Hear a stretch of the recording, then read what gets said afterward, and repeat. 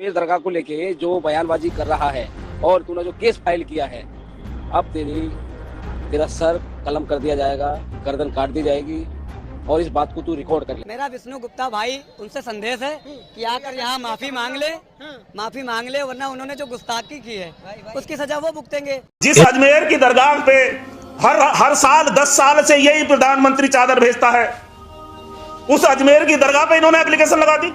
लश्कर भी तुम्हारा है, सरदार भी तुम्हारा है, तुम झूठ को सच लिख दो, अखबार भी तुम्हारा है। दोस्तों आज मैं फिर से बात करूंगा अजमेर शरीफ दरगाह को लेकर। आज आपको पता चल जाएगा कि विष्णु गुप्ता ने कोर्ट के अंदर अजमेर शरीफ दरगाह की खुदाई को लेकर जो केस डाला था उसके अंदर क्या होने जा रहा है, क्या सच में अजमेर शरीफ दरगाह में खुदाई कराई जाएगी, ये वीडियो देखकर आपको पूरी डिटेल के साथ पता चल जाएगा। दोस्तों विष्णु गुप्ता पूरी कोशिश कर रहा है अजमेर शरीफ दरगाह पर सर्वे हो, उसकी खुदाई हो, लेकिन दोस्तों इस विष्णु गुप्ता को ये मालूम नहीं है ख्वाजा गरीब नवाज कैसी हस्ती हैं। दोस्तों आज आपको पूरी डिटेल के साथ सब कुछ जानने को मिलेगा ये वीडियो देखकर, और ख्वाजा गरीब नवाज की एक करामात देखने को मिलेगी इस वीडियो के अंदर। मगर दोस्तों ये वीडियो दिखाने से पहले मेरी आपसे एक गुजारिश है, आज का मेरा ये वीडियो पूरा एंड तक जरूर देखना, और अगर आप मेरे चैनल पर नहीं आए हो चैनल को जरूर सब्सक्राइब करना, साथ में इस वीडियो को ज्यादा लोगों में शेयर जरूर करना। चलिए दोस्तों पहले आप ये वीडियो देखिए, फिर आकर मैं आपसे बात करता हूँ।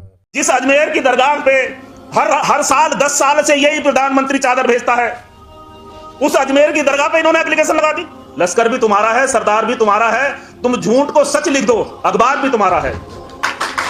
और इस दौर के फरियादी जाएं तो कहां जाएं, सरकार तुम्हारी है, दरबार तुम्हारा है। लेकिन दोस्तों इस शेर का अगला पहलू यह भी है कि जुल्म का दौर है, बहुत दिन नहीं रहने वाला। खूने मजलूम है, ज्यादा नहीं बहने वाला। इन अंधेरों को चीरता हुआ इंकलाब आएगा। तू अगर फिरौन है तो मूसा भी जरूर आएगा, तू अगर रावण है तो राम भी जरूर आएगा, तू अगर कंस है तो कृष्ण भी जरूर आएगा। तो दोस्तों वो दौर आने वाला है। आज की जो विपक्षी पार्टियां हैं उनका मकसद सिर्फ ये है कि वो वोट तो ले लेते हैं, लेकिन ये नहीं कहते कि अगर मेरे किसी ने थप्पड़ मारा है तो मेहंदी हसन सिर्फ वोट लेते हैं, सिर्फ वोट लेने की राजनीति करते हैं। और जब कोई बात होती है तो उन्हें यह नजर आता है कि अगर हम इसके लिए कुछ कहेंगे तो ये हमसे नाराज हो जाएगा। सिर्फ ये सोच के वो लोग बैठे हैं, वोट लेने के लिए सारी बातें कर देंगे, लेकिन जब हालात ऐसे होते हैं, जब वो सरकार, जब ये बीजेपी, जब ये देश में आग लगाना चाहती है तो ये लोग, इनके मुंह में दही जम जाती है, ये लोग नहीं बोलते। और आज तो बड़ा आसान तरीका निकाल लिया है, आज तो इतना आसान तरीका निकाल लिया कि कोर्ट एक एप्लीकेशन लेके जाओ और किसी भी बिल्डिंग को खुदवा दो, चाहे वो बड़ी मस्जिद हो, चाहे वो, और हादिया हो गई। जिस अजमेर की दरगाह पे हर साल 10 साल से यही प्रधानमंत्री चादर भेजता है, उस अजमेर की दरगाह पे इन्होंने एप्लीकेशन लगा दी। इससे ज्यादा कोई हद हो सकती है? हम किसी छोटी मस्जिद की, किसी और की जगह की बात कर सकते हैं, चलो भी हो सकता है कोई विवाद रहा हो। और हमारे साथ सुप्रीम कोर्ट के वकील बैठे हैं, हमारे साथ वीरपाल मलिक जी बैठे हैं, हमारे साथ जो कानून के जानकार है वो बैठे हैं। जब एक बात तय हो गई कि 1947 के बाद जो धर्मस्थल जिस तरह से है उसी तरह रहेगा, उसमें कोई परिवर्तन नहीं होगा, तो फिर कौन से कानून के तहत आप ये काम करते हो? न तेरा है न मेरा है, ये हिंदुस्तान सबका है। न तेरा है न मेरा है, ये हिंदुस्तान सबका है। जो न समझी गई ये बात तो नुकसान सबका है। यहां पर मिलती हैं नदियां जो दिखलाई नहीं देती, मगर महासागर बनाने में मगर नुकसान सबका है। जय हिंद, जय भारत, खुदा। बहुत बढ़िया। देखिए जातिगत जनगणना कराना सरकार की हम मजबूरी कर देंगे, और जातिगत जनगणना इसलिए जरूरी है कि देश में अगर विकास कराना है तो जातिगत जनगणना बहुत जरूरी है। और आप बात कर रहे हैं कि जातिगत जनगणना सरकार नहीं कराना चाहती है, तो इसका मैं आपको सीधा जवाब दे देता हूँ। इसके 3 मुख्य कारण हैं।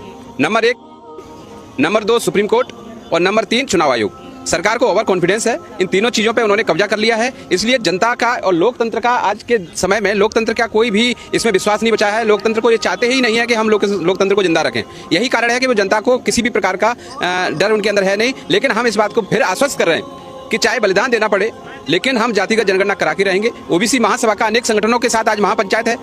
महापंचायत में हम सभी लोगों ने आह्वान किया है और हम लोग संकल्प लेंगे कि दिल्ली सहित हम पूरे भारत से हम सदस्य सारे लोग आए हैं, और ओबीसी की जातिगत जनगणना, एससी की जातिगत जनगणना और सामान्य वर्ग की भी जातिगत जनगणना कराने के लिए हमने मांग की है। क्योंकि हम ये चाहते हैं कि जो 3% लोग हैं, जो 5% लोग हैं, जो 7% लोग हैं, उनकी वो हिस्सेदारी के मामले में 80% कब्जा किए हुए हैं। तो मैं ये देखना चाहता हूँ कि ऐसा क्यों है, ऐसा क्यों हो रहा है। ओबीसी के जातिगत जनगणना का मुद्दा इसलिए इंपॉर्टेंट है कि देखो एक हमारे पास डाटा है, हमने देखा है कि राष्ट्रपति सचिवालय में कुल पद 49 हैं, जिसमें 45 सवर्ण है, और SC ST के 4 हैं, ओबीसी का 0 है। इसी प्रकार से बहुत बड़ी लिस्ट है। देखिए आप दिखा दीजिए इसको, पूरे देश को देखना होगा। ये लिस्ट है, ये लिस्ट मैंने निकलवाई है। इस लिस्ट जातिवाद अभी नहीं है क्या? जातिवाद अभी नहीं है, अभी जातिवाद बढ़ा नहीं है। जातिवाद कम मिल रहा है। कोई तिवारी लिख रहा है, कोई चौबे लिख रहा है, कोई छठे लिख रहा है, कोई सातवें लिख रहा है। ये क्या जातिवाद नहीं है? जातिवाद के नाम पर शोषण हो रहा है। और जब जाति की जनगणना हो जाएगी, उनको हिस्सा मिल जाएगा, उनको राजनीति में हिस्सा मिल जाएगा, उनको सामाजिक हिस्सा मिल जाएगा, तो उनको ताकत मिल जाएगी।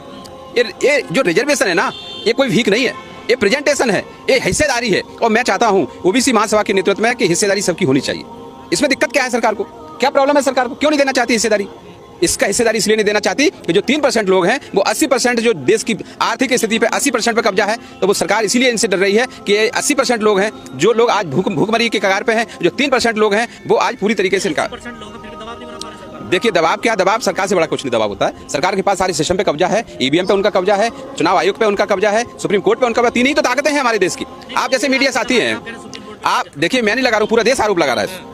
मैं आरोप नहीं लगा रहा हूँ, पूरा देश आरोप लगा रहा है, जगह जगह आरोप लग रहे हैं। आप देख लीजिए ना, कहाँ आरोप नहीं लगे। बिहार में चुनाव कौन कह रहा है सबूत नहीं मिले? अभी महाराष्ट्र में चुनाव हुआ, एक परिवार के वहाँ पे 10 वोट हैं और वही प्रत्याशी है और उसके बूथ पे 2 वोट निकल रहे हैं, तो उसके 10 मेंबर के वोट कहाँ चले गए?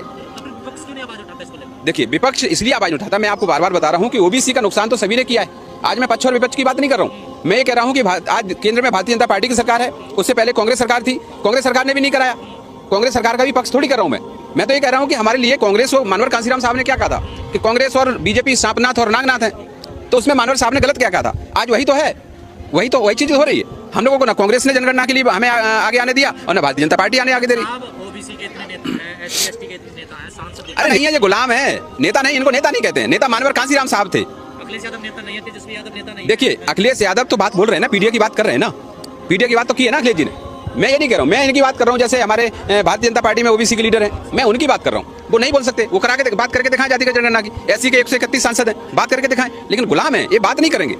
इनको बात करने से कोई मतलब नहीं। तो मैं कह रहा हूँ कि हमारा रास्ता यही है कि हम सभी लोग, पूरे देश के लोग इकट्ठे हुए हैं, पूरे देश के लोग हम इस दबाव को बनाएंगे और सरकार को और आपके सोशल मीडिया के माध्यम से, आप सभी साथियों के माध्यम से ये आवाज को बुलंद किया जाएगा। पूरे देश में बुलंद है। मोदी जी ओबीसी हैं या नहीं है, ये तो मोदी जी को पता होगा। वो तो कहते हैं कभी हम 35 साल भीख मांगी है, कभी मैं, मुझे क्या पता भीख मांगी, कौन सा सर्टिफिकेट दे रहे भीख मांगने का। आज जो पार्टी सत्ता में बैठी है वो डिवाइड एंड रूल की पॉलिसी लेके बैठी है। हिंदू को मुसलमान से लड़ा दो। अगर हरियाणा में चुनाव होता है तो वहां हिंदू मुसलमान की लड़ाई नहीं है, इसलिए वहां 35 को 1 से लड़ाओ। महाराष्ट्र में चुनाव जब होता है तो वहां तो सरकार छीन ली। दोस्तों देखा आपने ये वीडियो, मुझको पूरी उम्मीद है ये वीडियो आपको समझ में आ चुका होगा और आपने ख्वाजा गरीब नवाज की करामत देखी होगी इस वीडियो के अंदर। दोस्तों आपकी क्या राय है इस वीडियो के बारे में, मुझे कमेंट बॉक्स में आकर कमेंट कर जरूर बताना। दोस्तों आज की वीडियो में बस इतना ही, मैं फिर मिलूंगा ऐसे ही दूसरी वीडियो के साथ। तब तक के लिए खुदा हाफिज।